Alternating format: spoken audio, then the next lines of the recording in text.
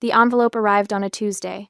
I remember because Tuesdays were supposed to be my light days, just 2 showings and paperwork. I'd grabbed my mail on the way up to my apartment, thumbing through the usual junk, credit card offers, a grocery store flyer, something from my dentist. Then I saw it. Heavy cream stock. Law office return address. Whitmore and Associates. Estate planning attorneys. My heart kicked into overdrive. This was it. The trust fund. Grandma's trust fund. The one my parents had controlled since I turned 18, the one they'd promised would be fully available when I turned 28. Today was 3 weeks past my birthday, and here it was, my financial freedom, finally landing in my hands. I fumbled with my keys, nearly dropped my purse, and barely made it inside before I ripped the envelope open. The check slipped out first. I caught it, turned it over, and felt my stomach drop through the floor. $14,650.28. I stared at the numbers, blinked, read them again. $14,650.28. That couldn't be right. Grandma had set up the trust when I was born. I'd overheard my parents talking about it once when I was a kid, something about a life insurance payout and investments, how it had grown over the years. I'd never known the exact amount, but my parents had always made it sound substantial, life-changing, enough to set me up after college. My hands shook as I unfolded the accompanying letter. Dear Miss Tate, per the terms of the Sarah Elizabeth Tate Memorial Trust, we are pleased to inform you that you have reached the age of majority distribution, 28 years. Enclosed, please find the final disbursement of the remaining principal amount. Remaining principal amount. The words blurred. I grabbed the second sheet, a financial statement, dense with line items and numbers that made my vision swim. But certain phrases jumped out, like neon signs in the dark. Administrative management fees, $8,450, annual. Expense reimbursements, $12,300, average annual. Trustee compensation, $15,000 annual. The dates ranged back 10 years. 10 years of fees. 10 years of reimbursements for expenses I'd never authorized, never even known about. Travel expenses. Educational consultation fees. Something called administrative overhead. I did the math in my head, my real estate brain automatically calculating. Rough estimate? They drained somewhere between $100,000 and $130,000 from my inheritance. Legally. Because they were the trustees, and I'd been too scared to question them. My phone buzzed. A text from my mother. Sweetie, did you get your little check? Don't spend it all in one place. Little check. I wanted to throw the phone across the room. Instead, I sank onto my couch, that pathetic check still clutched in my hand, and let the memories come. I was 16, finishing my junior year of high school. Dad had come home one night with a thick packet of Disney World brochures, spreading them across the dining room table with this huge grin. Ella, my older sister, the golden child, had squealed and hugged him. Mom had already started planning outfits. What about me? I'd asked. Dad hadn't even looked up. The hotel's fully booked, kiddo. We could only get one room and it's barely big enough for the 3 of us. You understand? I'd nodded. I always understood. They left me with Aunt Sarah for the week. I'd spent it babysitting my cousin Delilah, who was 6 at the time, while Uncle Bo worked double shifts at the construction site. When my parents came back, tanned and laughing, they'd brought me a single pressed penny from the Magic Kingdom. Ella had gotten a full Minnie Mouse outfit and a photo album. The hotel hadn't been fully booked. I'd found the reservation confirmation months later, accidentally, when I'd borrowed Mom's iPad. Standard room, 4-person occupancy. They just hadn't wanted me there. Then there was college. I'd worked 2 jobs, campus library during the day, waitressing at night to cover what my scholarships didn't. My parents had said the trust was locked up until I graduated, that I needed to learn the value of hard work. Meanwhile, Ella had gotten her full ride paid for. Along with a monthly allowance, a car, and a laptop. Graduation night, I'd walked across that stage alone. Mom and Dad had texted that morning. Something came up. We'll celebrate when you visit next. Something came up. I'd found out later that they'd taken Ella to Paris. A sister trip to celebrate Ella's engagement. They'd raised glasses of champagne in front of the Eiffel Tower while I'd eaten frozen pizza in my dorm room, packing up 4 years of my life into boxes. The student loans had taken me 6 years to pay off. 6 years of living in a cramped studio, driving a car held together with prayer and duct tape, eating ramen more nights than I wanted to admit. I'd finished paying off the last one 8 months ago. I still remembered the feeling like I could finally breathe. And all that time, my parents had been draining my trust fund, billing it for their management services, taking what Grandma had left for me, and turning it into their personal ATM. The worst part? I'd known something was wrong. Deep down, I'd known. But every time I'd tried to ask about the trust, Dad had shut me down. Once, when I was 22 and desperate, barely making rent, I'd called him. Asked if there was any way to access the funds early, just a small loan against my own money. His voice had gone cold. You want to know what happens to ungrateful children who question their parents, Sadie? I'm the trustee. That means I have the legal authority to petition the court to freeze those funds if I have concerns about your mental stability. You keep pushing me, and I'll have you declared incompetent. You won't see a dime until you're 50, if ever. I'd apologized for asking about my own inheritance. After that, I'd learned to stay quiet, to smile and nod, to accept the crumbs they offered, and never, ever ask for more. But now his power was gone. The trust was dissolved. The check was in my hand, pathetic as it was, and he couldn't hold it over me anymore. My phone buzzed again. I glanced at the screen and felt my blood pressure spike. Facebook notification. It wasn't my parents, they had blocked me long ago to hide their spending. This was from a distant cousin, Marcy, who had uploaded a new album titled Family Reunion to her own timeline. I opened the app. The photo showed my entire family, Dad, Mom, and Ella, lounging on a pristine white beach, drinks in hand, brilliant turquoise water stretching behind them. The caption read, Cabo vibes with the Tate crew. Family vacation, living our best life. Cabo San Lucas. A 5-star resort, judging by the luxury loungers and the umbrella drinks. This week, right now, they'd left me behind. Again. Only this time, they'd used my money to do it. I stared at that photo until my eyes burned. Then I closed the app, deleted the notification, and sat in the silence of my apartment. $14,650.28. That's what my grandmother's love was worth to them. That's what I was worth. I almost didn't go to Aunt Sarah's that night. I'd promised her I'd come for dinner, just a casual Tuesday thing we did once a month, but I felt raw, scraped, hollow. The last thing I wanted was to put on a brave face, but then I thought about canceling, about sitting alone in my apartment with that check on my coffee table, and I couldn't do it.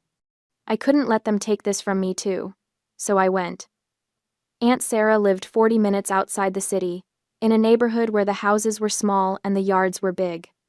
Uncle Bo's truck was in the driveway when I pulled up an old Ford, meticulously maintained, the bed full of tools from whatever job site he'd been working. The front door opened before I could knock. There's my girl, Aunt Sarah said, pulling me into a hug that smelled like rosemary and warmth. She was small, barely 5'3", but her hugs were the kind that made you feel safe, protected. I held on maybe a second too long. She pulled back, studying my face. You okay, honey? Long day, I said, forcing a smile. Real estate stuff. She didn't look convinced, but she didn't push. That was Aunt Sarah. She gave you space to breathe, to come to her when you were ready.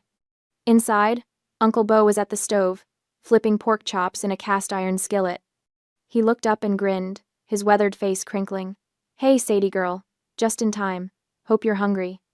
Starving, I lied. Dinner was simple. Pork chops, mashed potatoes, green beans from their garden. Nothing fancy, nothing Instagram-worthy. Just food, made with care, shared at a table that had seen decades of family dinners. Uncle Bo served the plates, and I watched as he studied the pork chops, picking through them with his fork. Then he took the biggest, best-looking piece, the one with the perfect char, the juiciest part, and put it on my plate. That one's for you, he said simply. Something cracked inside my chest. I looked down at that pork chop, at the care in such a small gesture, and I felt my phone buzz in my pocket. I pulled it out. A notification from my bank app. A deposit had just cleared. $42,000, commission payment, Riverside commercial property. The deal I'd been working on for 3 months. A massive commercial property sale, one of the biggest in my career. The commission I'd earned through late nights and endless negotiations, through my own skill and determination, $42,000. Nearly 3 times what my parents had left me from Grandma's trust. I looked at Uncle Beau, at Aunt Sarah, at the worn but clean tablecloth, and the mismatched chairs, and the single pork chop that had been chosen specially for me, and I realized something. I'd spent so long thinking I needed my parents' approval, their love, their validation. I'd let them control me because I'd thought family was supposed to be blood, supposed to be the people who raised you. But family wasn't blood. Family was the person who gave you the best piece of meat. Family was the woman who hugged you before you could knock. Family was the people who showed up, consistently, without conditions. I still had others to love. And for the first time in 12 years, I wasn't afraid anymore. The fragile peace I built lasted exactly 3 days before the phone rang, shattering the silence as I was leaving a property showing. Mom's name flashed on my screen, and I almost didn't answer. But old habits died hard, and some part of me, the part that had been trained to jump when they called, made me swipe to accept. "Hi, Mom." "Sadie, sweetheart." Her voice was sugar-sweet, that particular tone she used when she wanted something. I'd learned to recognize it years ago. "How are you, honey? We've been thinking about you so much." "Sure you have. I'm fine. Busy with work." "Oh, that's wonderful.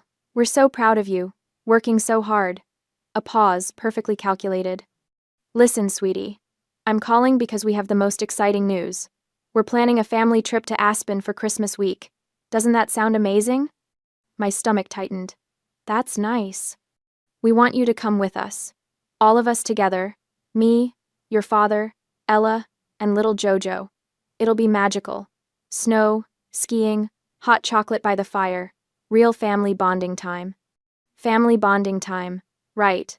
Like Cabo, like Disney World, like Paris. "I don't know, Mom. I have work commitments." "Oh, but you have to come. Ella specifically asked for you. She said it wouldn't be Christmas without her little sister there." That was a lie. Ella had probably said something closer to, "Who's going to watch Jojo while I'm at the spa?" I waited. There was always a catch with Mom. Always. "The thing is," she continued, and there it was, the slight shift in her tone. "We're renting this gorgeous villa, and we need everyone to chip in for the cost. It's only fair, right? We'd need you to wire $2,000 by Friday. And, well, Ella mentioned she'd love to attend some of the evening parties at the resort. There are some influencer events she was invited to, so she'd need someone to babysit Jojo at night. You're so good with kids, and it would just be a few hours here and there." There it was, the real ask, $2,000 plus free nanny service. That's what I was worth to them. Not a daughter, not family. An ATM with a babysitting certificate. "So what do you think?" Mom pressed, her voice still dripping with fake warmth. "Can we count on you?" Something inside me snapped. Not loudly, not dramatically. Just a quiet, final breaking of whatever tether had kept me tied to the hope that they might change. No. No. Silence on the other end. Then, "What?" "No, Mom. I'm not coming to Aspen. I'm not wiring you money. And I'm not babysitting." Sadie Marie Tate. "I saw Marcy's photos from Cabo, by the way. Looked like you had fun spending Grandma's trust fund on umbrella drinks." Her intake of breath was sharp. "How dare you? That money was used for legitimate administrative purposes." "Management fees." "Right. Funny how those fees paid for luxury vacations while I ate ramen and worked 2 jobs to pay off student loans." "You ungrateful." I hung up.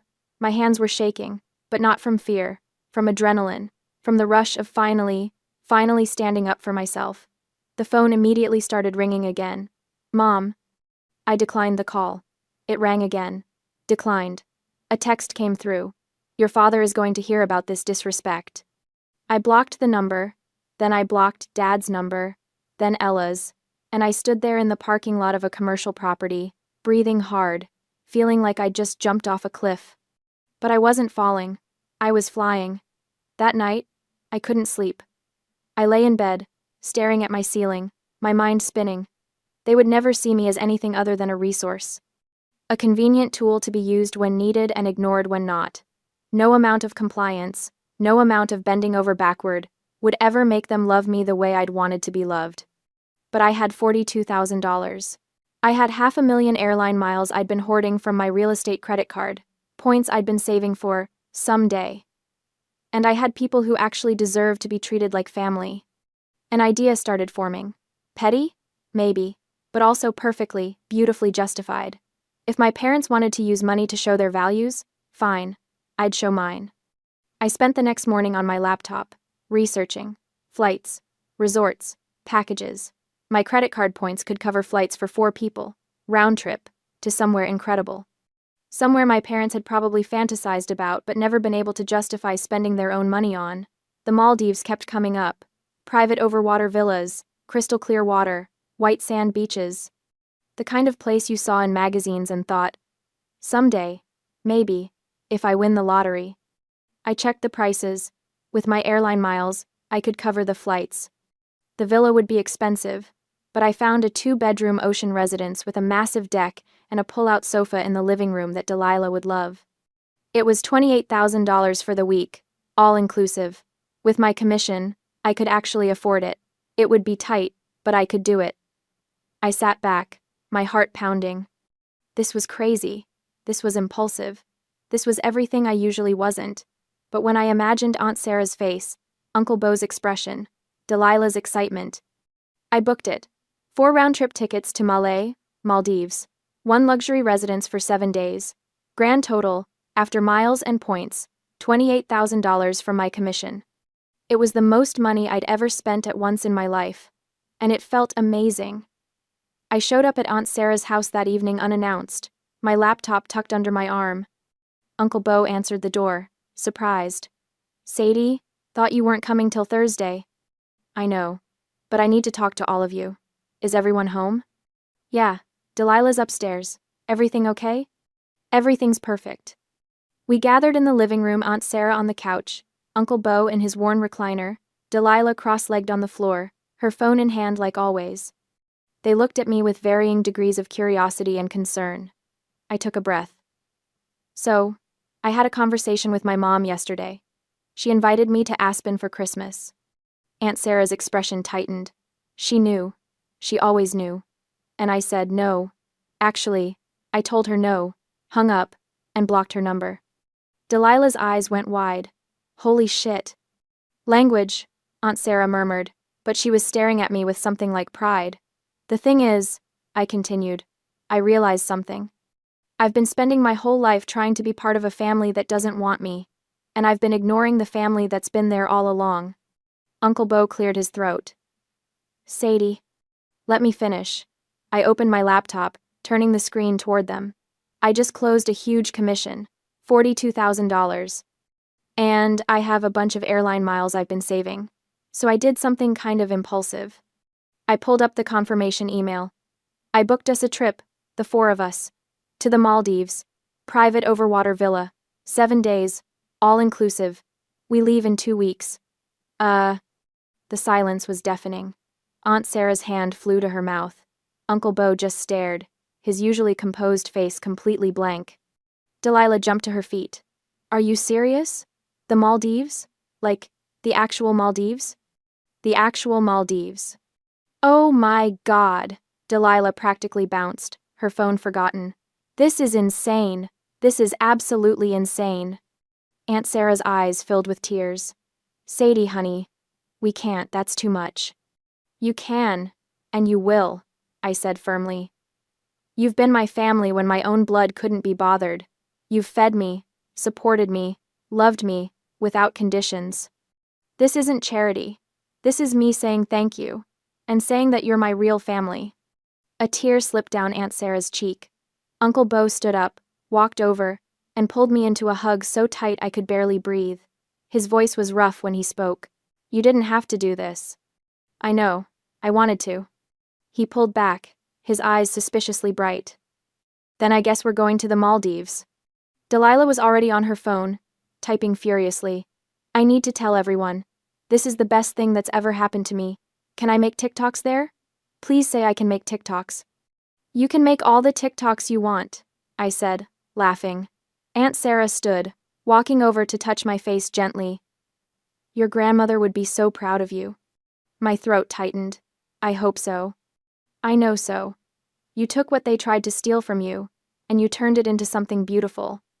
She kissed my forehead. That's real strength, honey. And for the first time since opening that envelope with the $14,650.28 check, I felt like maybe Grandma's legacy hadn't been stolen after all. Maybe I'd carried it with me the whole time. Arrival in the Maldives felt less like travel and more like stepping through a portal into a different reality. The water was impossible. That was the first thing I thought when I stepped out onto the villa's private deck. The Indian Ocean stretched out in front of us, so perfectly turquoise it looked, photoshopped. Our overwater residence sat on stilts above the reef, the glass floor panels in the living room revealing fish darting below. The sun was warm without being scorching, the breeze carrying the scent of salt and plumeria. This isn't real, Delilah breathed beside me. She'd been practically glued to her phone since we arrived, filming everything. This literally cannot be real. It's real, Uncle Bo said from behind us. He'd barely said a word since we'd landed, just kept looking around with this expression of quiet awe. Aunt Sarah emerged from one of the bedrooms, her eyes red-rimmed. She'd cried 3 times already. Once on the plane, once when we arrived at the resort, and once when she saw the villa. Happy tears, she kept insisting, but I knew it was more than that. It was the weight of years of struggling, of making do, of never getting to experience something like this suddenly lifted. Even temporarily. I think I'm going to swim, I announced. Anyone want to join? Give me 5 minutes to change. Delilah ran back inside.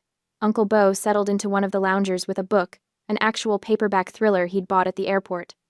Aunt Sarah joined him, and I watched them for a moment, her hand finding his, their fingers intertwining automatically after decades of marriage. That's what love looked like. Quiet, steady, present. The next few days blurred together in the best possible way. We snorkeled over coral reefs, ate fresh seafood prepared by private chefs, watched the sunset from our deck every evening. Delilah filmed constantly, her TikTok account exploding with content. Day in the life at a Maldives villa. My cousin surprised us with a luxury vacation. Point of view. Your family actually loves you. That last one was captioned with a longer story. I'd watched her film it one afternoon while Aunt Sarah and Uncle Bo were napping. She sat on the deck, the ocean behind her, and spoke directly to the camera with surprising maturity. So, my cousin Sadie basically got screwed over by her parents and sister. They stole her inheritance, used her as a free babysitter, and treated her like garbage her whole life. And when they tried to do it again, demanding money and free labor, she said no. Instead, she took her own money that she earned herself and brought us here, her real family. The people who actually showed up for her. She panned the camera to show the villa, the water, the paradise around us. This is what it looks like when someone values you. Not posting fake family photos for clout. Not using people as ATMs. Actually showing up and showing love. She turned the camera back to herself. Anyway, if you're struggling with toxic family, just remember, blood doesn't make you family. Love does. Actions do. She posted it that night. By morning, it had 500,000 views. By noon, it had 2 million. By evening, my phone, which I'd left on for emergencies, was melting down with notifications. I was lounging on the deck, a frozen mocktail in hand, when I finally checked my messages. 53 missed calls. 147 texts. Most from numbers I didn't recognize, probably people who'd gotten my contact info from Ella's previous doxing attempts, which I'd forgotten to worry about in paradise. But some were from familiar contacts, old friends, former coworkers, people I hadn't talked to in years. Saw Delilah's video. Is it true? Oh my God, I always thought your family was weird. This explains so much. You're an inspiration. Seriously. I scrolled through them, my stomach twisting with a complicated mix of validation and anxiety. Then I saw the email. Subject: Contract termination, Ella Tate partnership. It was from Baby Bloom Brands, one of the major sponsors Ella had landed 6 months ago. She'd bragged about it constantly on her Instagram, some kind of partnership promoting organic baby products. I opened the email. It was sent to Ella, but she'd forwarded it to me with a string of obscenities and threats. Dear Miss Tate, After careful consideration and review of recent social media content involving you and your family, Baby Bloom Brands has decided to terminate our partnership agreement effective immediately. Our brand values center on authentic family connection and positive parenting, and we feel the current public perception is not aligned with our message. Per Section 7.3 of your contract, we are within rights to terminate without penalty due to reputation concerns. The rest was legal jargon, but the message was clear. Ella had been cancelled. And she blamed me. Her forwarded email was unhinged. "You ruined me. Do you have any idea what you've done? That was $15,000 a month, Sadie. $15,000. I have a child to support. How could you be so selfish? How could you turn our family problems into content for your stupid cousin to exploit? You're going to pay for this. I will make sure everyone knows what a vindictive, ungrateful bitch you are." I read it twice, then deleted it. Then I ordered another mocktail and went back to watching the sunset.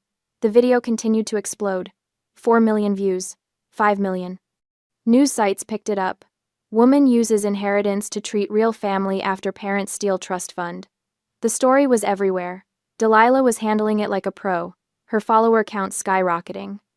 She'd even started responding to comments with grace and humor. But Ella wasn't taking it well. On day 5 of our trip, Delilah came running onto the deck, her phone in hand, her face pale. "Sadie, you need to see this." She pulled up Ella's Instagram. My sister had posted a video, one of her usual overproduced things, shot in perfect lighting with her camera at the ideal angle. But the content was venomous. "I need to address something," Ella said, her voice quavering with fake emotion. "My sister Sadie has been spreading lies about our family online. She's manipulated the story to make herself look like a victim when, in reality, she's the one who's been ungrateful and cruel." She held up her phone, playing what sounded like old voicemails, but they'd been edited, cut, and spliced to make me sound horrible. "I don't owe you anything," my voice said, except I'd actually said, "I don't owe you anything more than I've already given," in response to her demanding I buy her a new car. "Maybe if you weren't so selfish." Another clip played, taken from a conversation where I'd said, "Maybe if you weren't so selfish, you'd realize Mom and Dad treat us differently," but now it sounded like I was just calling her selfish, unprompted. The video went on, painting me as a vindictive, jealous sister who'd stolen from the family and was now flaunting wealth while Ella struggled as a single mother. The comments were a mix of support and vitriol. Her loyal followers, the ones who'd stuck around, were eating it up. Team Ella started trending. But worse than the video itself was the caption. "Since my sister wants to play dirty, I guess I will too. Her contact info and address are in my bio. Feel free to let her know what you think about family betrayal." "She doxed you," Delilah whispered. "She actually doxed you." I stared at the screen, my peaceful vacation buzz evaporating. My phone started ringing immediately. Unknown numbers. I declined them. Text messages poured in, too many to read, most of them hostile. "You're a disgrace. Hope you choke on your fancy vacation. Your sister is a saint and you're garbage." I heard the sliding glass door open behind me. Uncle Bo stepped out onto the deck. "Sadie? What's wrong?" I showed him the video. His jaw tightened as he watched, his expression darkening with every second. When it ended, he looked at me. "What do you need?" That simple question almost broke me. Not, "How could you let this happen?" Not, "What did you do to deserve this?" Just, "What do you need?" "I need to block all these numbers and enjoy the rest of my vacation," I said, surprised by how steady my voice was. "She can't touch me here, and when we get back, I'll deal with it." Aunt Sarah had joined us, reading the comments over my shoulder. "That girl needs help." "That girl is a grown woman who's chosen to be cruel," Uncle Bo said flatly. "Don't make excuses for her, Sarah." I blocked the unknown numbers, turned off notifications for everything except calls from people in my contacts. Then I handed my phone to Uncle Bo. "Can you hold this for me? I don't want to look at it anymore." He took it without question. Done. Delilah was still scrolling through Ella's comments, her expression fierce. "I'm going to respond. I'm going to make a video explaining." "No," I said gently. "Let it go. People who believe her aren't going to be convinced by facts, and the people who matter already know the truth." She looked frustrated but nodded. That night, we had dinner on the deck, fresh grilled fish, coconut rice, mango salad. The food was incredible, but I barely tasted it, Aunt Sarah noticed. She reached across the table and squeezed my hand. You okay, honey?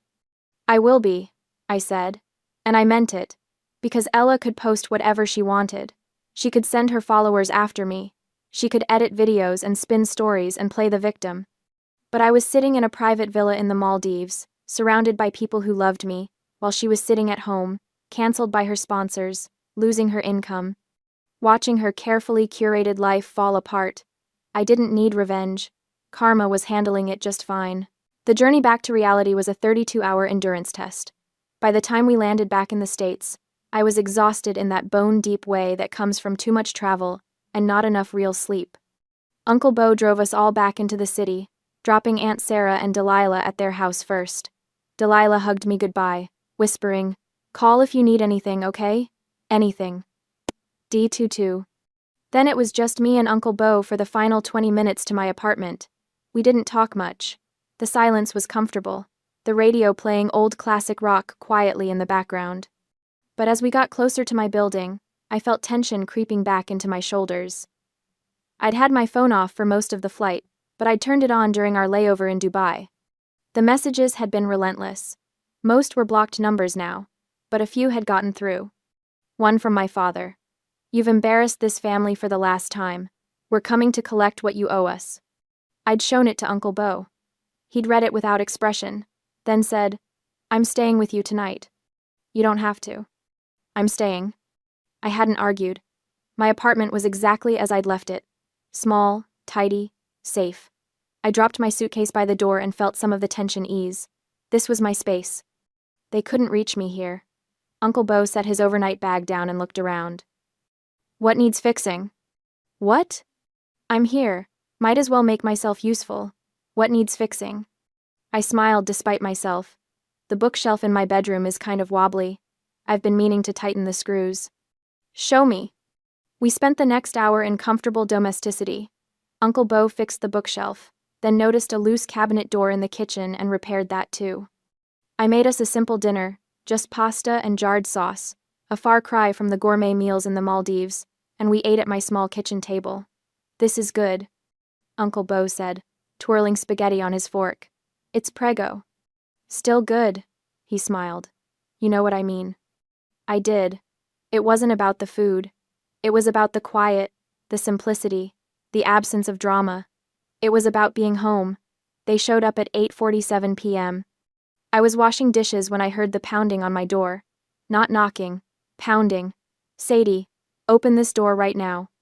My father's voice, loud enough that I could hear it clearly from the kitchen. Uncle Bo was on his feet instantly, moving toward the door, but I grabbed his arm.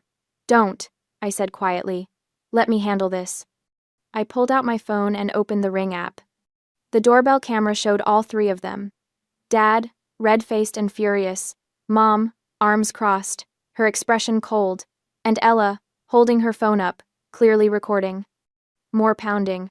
"Sadie Marie Tate, you owe us for the damage you've caused. Ella lost $15,000 a month because of your lies." I tapped the intercom button. "I can see you on my camera. This conversation is being recorded. Leave immediately, or I'm calling the police." "You little..." Dad's face contorted with rage. "You don't get to dismiss us. We're your parents. Open this goddamn door." "No, leave, now." Mom leaned toward the camera, her voice saccharine and poisonous at once. "Sadie, sweetie, we just want to talk. Family should be able to talk things out, don't you think? Be reasonable." "There's nothing to talk about. You stole my inheritance. Ella doxed me, and now you're harassing me at my home. Leave, or I'm pressing charges for trespassing." Ella shoved forward, screaming into the camera. "You ruined my career. You turned our private family business into a public spectacle. You owe me compensation, you selfish bitch." "The only thing I owe you," I said, my voice cold and steady, "is nothing. Everything I did with my own money that I earned. You're not entitled to my income, my time, or my presence. Leave." Dad's face went from red to purple. "You think you can talk to us like this? You think you're untouchable now because you have some money? I will make your life hell, Sadie. I will destroy everything you've built. I'll call your boss, Wham! He kicked the door. Hard. The frame shook, and I heard the deadbolt rattle. My heart jumped into my throat. Uncle Bo was moving before I could react. He crossed to the door in 3 long strides. Bo, don't, I started, but he was already unlocking the deadbolt. The door flew open, but it wasn't me standing there. It was Uncle Bo, all 6'4" of him, filling the doorframe like a mountain made flesh. The change in my father's expression was instantaneous. The rage drained from his face, replaced by something I'd never seen there before. Genuine fear. Uncle Bo didn't yell. He didn't need to. His voice was low, calm, and somehow more terrifying because of it. Daniel. My father took a step back. Bo, this doesn't concern you. You're harassing my daughter. That concerns me very much. Your daughter? Dad's laugh was shaky. She's my daughter. This is family business. Family doesn't kick down doors. Family doesn't steal inheritances. Family doesn't threaten. Uncle Bo took 1 step forward, and all 3 of them retreated. You're not her family. You're bullies who got mad because she finally stood up to you. Now you listen here, Dad tried, his voice rising. No, you listen. Uncle Bo's tone didn't change, but something in his posture did. He seemed to grow larger, more solid. You have 5 seconds to get off this property. If you're still here after that, I'm going to break the leg you used to kick that door. Are we clear? The silence was absolute. Mom grabbed Dad's arm. Daniel, let's go. This isn't worth it. But Ella, foolish and furious, stepped forward with her phone. You just threatened assault. I got it on video. We can sue you for... Uncle Bo looked at her, and whatever she saw in his face made her words die in her throat. You threatened to ruin Sadie's career. You doxed her, exposing her to harassment and potential danger. You showed up at her home uninvited and damaged her property. His voice was still calm. You want to compare legal problems? Please, try me. Dad's hand closed around Ella's wrist. We're leaving. Smart choice, Uncle Bo said. They backed away toward the stairs. My apartment was on the 2nd floor, moving like cornered animals. Mom kept her eyes down. Ella was crying, mascara running. And Dad looked small, diminished. At the top of the stairs he turned back. This isn't over. Yes, Uncle Bo said. It is. They left. I heard their footsteps heavily descending the stairs, then the slam of the building's front door vibrating through the floorboards. Uncle Bo stood there for another moment, watching through the doorway, making sure they were really gone. Then he closed the door, locked it, and turned to me. I was shaking. You okay? He asked gently. I nodded, then shook my head, then started crying. He pulled me into a hug, this solid, safe presence that smelled like sawdust and Old Spice. It's okay. They're gone. I've got you. They were going to... I couldn't finish. But they didn't. And they won't. He pulled back, hands on my shoulders. Bullies are always cowards, Sadie. Always. They only attack when they think you're weak and alone. But you're not alone. I wiped my eyes. Thank you. For being here. For... You don't thank family, he said simply. My phone buzzed. A text from an unknown number. You think you've won? Wait until we destroy your job. See how smug you are when you're unemployed. I showed Uncle Bo. He read it and his jaw tightened. Time to get a restraining order. Will they approve it? I mean, they didn't actually hurt me. They threatened you, damaged your property, and you have it all on video. That's enough. He pulled out his own phone. I'm calling the police to file a report right now. You're documenting everything. Starting tonight. I nodded, feeling numb but also strangely calm. Uncle Bo made the call, walking through what happened with professional efficiency. Within 20 minutes, 2 officers were at my door, taking statements, reviewing the ring footage. One of them, a woman in her 40s with kind eyes, looked at me seriously. You did the right thing not opening that door, and you should absolutely file for a restraining order. This kind of escalation, it doesn't get better on its own. Will they retaliate? I asked. She glanced at her partner, then back at me. Some people do, but you're building a paper trail now. Every violation gets documented. Every threat makes their case worse and yours stronger. After they left, Uncle Bo insisted on staying the night, taking my couch despite my protests. I tried to sleep but kept startling awake, convinced I heard pounding on the door again. Around 2 a.m., I gave up and went to the kitchen for water. Uncle Bo was awake too, sitting on the couch with his phone. "Can't sleep either?" I asked. "Just keeping watch. Old habits. He'd done 2 tours in Afghanistan, so some things never left you." I sat down beside him. "Do you think they'll really try to ruin my career?" He was quiet for a moment. "Probably. It's all they have left." "What if they succeed?" "Then you'll rebuild. You're good at what you do, Sadie. One incident won't erase that." He looked at me. "But I don't think they'll succeed. Because you're prepared now. You're not the scared kid they used to control." I was scared tonight. Being scared and being weak aren't the same thing. You stood your ground. That's what matters. I leaned against his shoulder, and he put his arm around me. We sat like that until sunrise, this quiet vigil, and I realized something. I'd spent 28 years looking for a father's protection, and I'd had it all along. I just hadn't known where to look. By the time the morning of the open house arrived, I woke up with a knot in my stomach that no amount of coffee could dissolve. This listing was everything. A $3 million luxury property in the most exclusive neighborhood in the city. Modern construction with floor-to-ceiling windows and smart home technology throughout. I'd worked for 3 months to get this listing, beating out agents with twice my experience. It was supposed to be my breakout moment. The sale that would establish me as a serious player in luxury real estate. My boss, Richard Sterling, had made that clear when he'd assigned it to me. "Don't screw this up, Tate. We have 5 serious buyers flying in specifically for this showing. These are the kind of clients who can make or break careers." No pressure.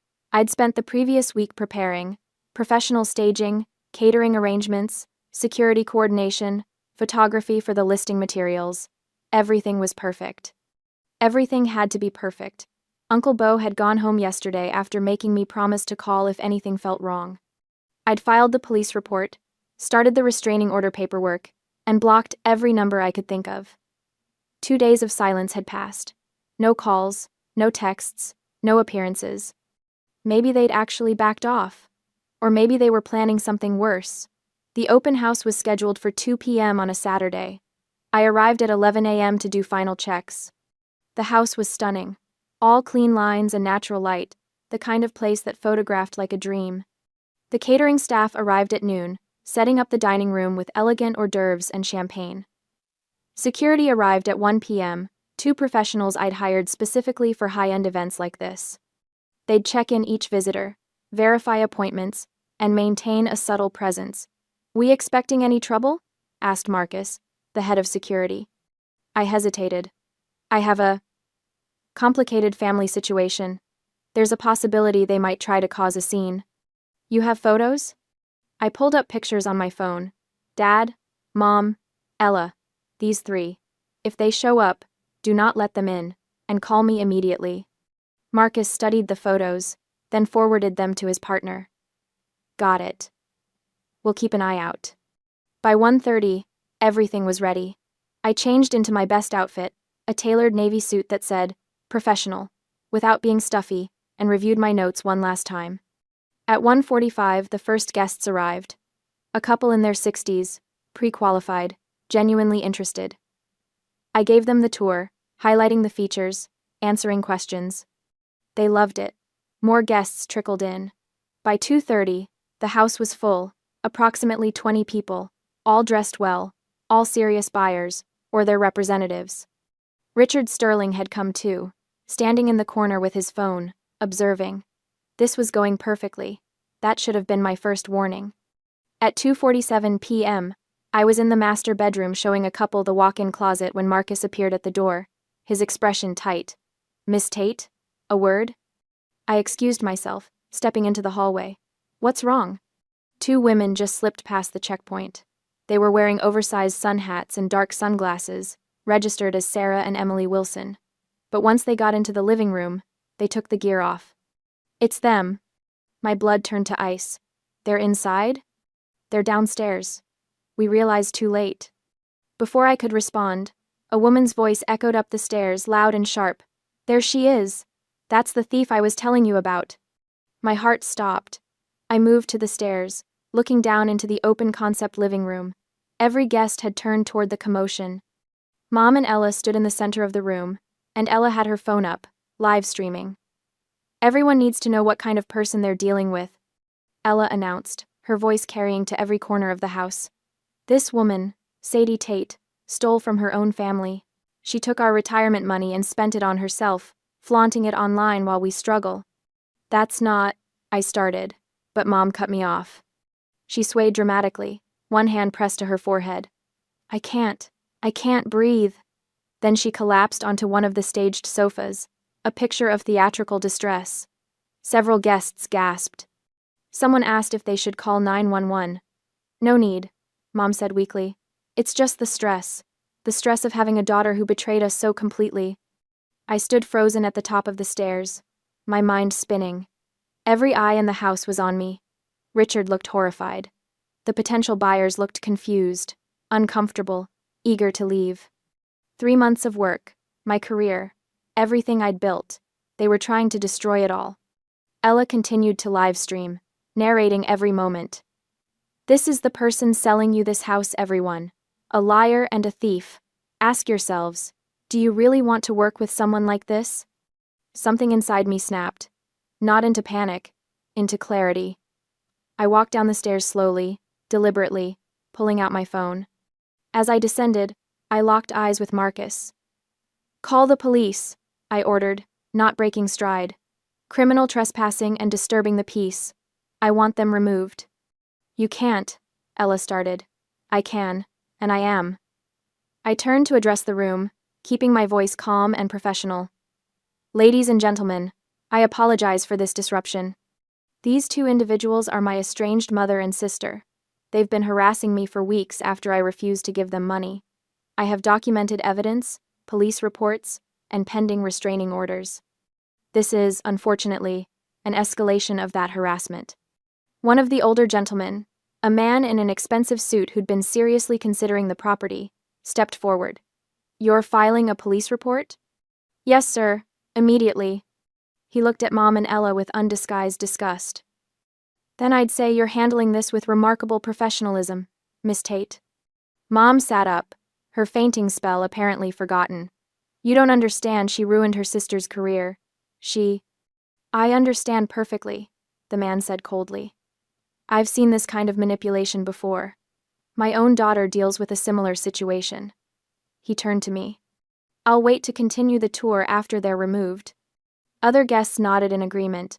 One woman actually moved to stand beside me, a silent show of support. Ella was still filming, but her expression had changed. She was realizing this wasn't going as planned. Marcus and his partner moved in, each taking an arm. Ladies, you need to leave. Now. Get your hands off me, Ella shrieked, trying to pull away. This is assault. You're all witnessing assault. You entered under false names, Marcus said calmly. That's fraud. You're trespassing on private property. You have 2 choices. Walk out now, or be carried out and charged with resisting. Mom started crying, real tears this time, but born of rage, not grief. Sadie, please, don't do this. We're your family. I looked at her and felt nothing. No guilt, no pain, just a vast, empty relief. No, I said quietly. You're not. They were escorted out, Ella screaming profanities the entire way. Several guests actually applauded when the door closed behind them. Richard Sterling appeared at my elbow, his expression unreadable. My office. Monday morning. My stomach dropped.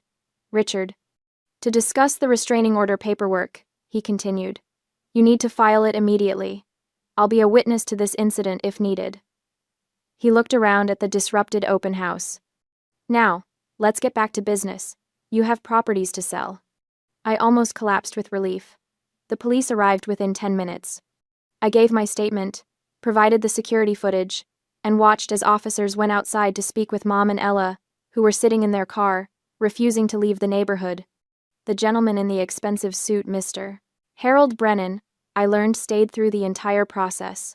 When the police finally left, taking Mom and Ella's information and issuing them citations, he approached me again. That took guts, he said. My daughter's been fighting her ex-husband's family for 3 years. She's learning what you clearly already know. Bullies don't stop until you force them to. Thank you for staying, I said. You didn't have to. Actually, I did. He smiled. I'm buying the house. Full asking price. Let's write up the offer. I stared at him. I what? You heard me. Anyone who can handle that situation with that much grace and professionalism is someone I want to work with. Plus, the house is gorgeous. It's a win-win. By the time the open house officially ended at 5 p.m., I had 3 offers, 1 at asking price, 2 above it. Richard pulled me aside as I was packing up. You did good, Tate. Really good. Really. Even with the scene? Especially with the scene. You kept your cool, protected the clients, and handled it by the book. He paused. Get that restraining order. Document everything. And if they try this again, you call me immediately. We take care of our agents here. I nodded, not trusting my voice. As I drove home that evening, my phone rang. Uncle Bo. How'd it go? He asked. They showed up, caused a scene, got arrested for trespassing. Silence. Then. You okay? I'm okay. Actually, I'm better than okay. I sold the house. Course you did. You're a Tate. I smiled. No, I'm a Miller. His laugh was warm and rich. Damn right you are. The courthouse hallway was surprisingly quiet for a Monday morning, a stark contrast to the noise that had filled my life for the past 3 months. I sat on the wooden bench, sandwiched between Aunt Sarah and Uncle Bo, a thick folder of evidence resting on my lap like a shield. Inside that folder lay the wreckage of my biological family's choices. The ring footage of a father kicking a door, police reports of a mother feigning illness, and screenshots of a sister's digital cruelty. My lawyer, Patricia Whitmore, had called it airtight, but my heart still hammered a nervous rhythm against my ribs. When the hearing room doors finally opened, the process was clinically efficient. Judge Reynolds reviewed the footage with a furrowed brow. He watched my father's violence and my sister's screaming fit at the open house, his expression hardening into disapproval. This is clear harassment, he ruled, his voice echoing in the high-ceilinged room. Temporary restraining order granted. The respondents are prohibited from contacting you, directly or indirectly. Any violation results in immediate arrest. The scratch of his pen on the order sounded louder than a shout. It was the sound of a heavy chain finally snapping. As we walked out into the crisp afternoon air, I didn't feel triumphant, I just felt light. A week later, I was packing. My lease was up, and I was moving to a condo with a doorman, a physical barrier to match my legal one. While clearing out the back of my closet, my hand brushed against a dusty box shoved deep under the bed. I pulled it out, coughing slightly in the stale air. I knew what was inside before I lifted the lid, but seeing them still made my chest ache. A Bulova watch, nestled in velvet, a Coach handbag, leather still smelling new, tags attached. I had bought them 5 years ago, expensive peace offerings for parents who only spoke the language of materialism. I had spent money I didn't have, hoping these luxury tokens would buy me a seat at their table. But I had never given them. Some deep, self-protective instinct had warned me that it wouldn't matter. They would take the gifts, offer a distracted thank you, and nothing would change. For a long moment, I held the watch, tracing the cold glass face. It represented time I could never get back. I ran my fingers over the Coach bag, feeling the weight of the baggage I was finally ready to drop. I didn't put them in the moving truck. Instead, I drove to a local women's shelter. When I handed the box to the coordinator, she gasped. "These will help someone look professional for a job interview," she said. "Someone starting over." "That's exactly what they're for," I smiled. Transforming a symbol of rejection into a tool for someone else's freedom felt like the final step of my own exorcism. Christmas came 3 weeks later, wrapping Aunt Sarah's small house in the smell of glazed ham and pine needles. There was no tension, no walking on eggshells, no performative perfection. Just a crooked tree decorated with Delilah's childhood crafts and the sound of genuine laughter. After dinner, as the snow began to fall outside, Uncle Bo signaled for me to follow him into the garage. It was his sanctuary, smelling of sawdust and oil. He leaned against his workbench and handed me a large manila envelope. "What's this?" I asked, sensing the gravity in the air. "Open it." My fingers trembled as I slid the papers out. Petition for adult adoption. I stared at the words, the legal jargon swimming before my eyes. "You don't need to carry the name of people who don't deserve you?" Bo said, his voice rough with an emotion he rarely showed. "Sarah and I talked about it. We want to make it official. You're our daughter, Sadie. In every way that matters." The tears came then, hot and fast. I looked up at this man, this mountain of a man who had stood between me and my father's rage, who had saved the best pork chop for me, who had shown up when it counted. "Is that a yes?" he asked gently. "Yes," I choked out. 1,000 times yes. We signed the papers at the kitchen table, the scratching of the pen far sweeter than the judge's signature had been. Aunt Sarah cried openly, and Delilah cheered, hugging me so hard I thought my ribs might crack. Sadie Marie Miller.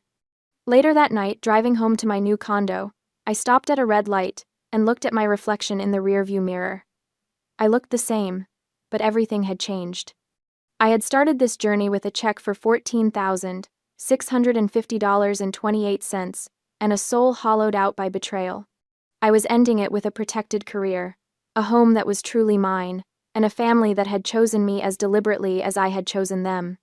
The daughter's revenge wasn't destruction. It wasn't burning their world down.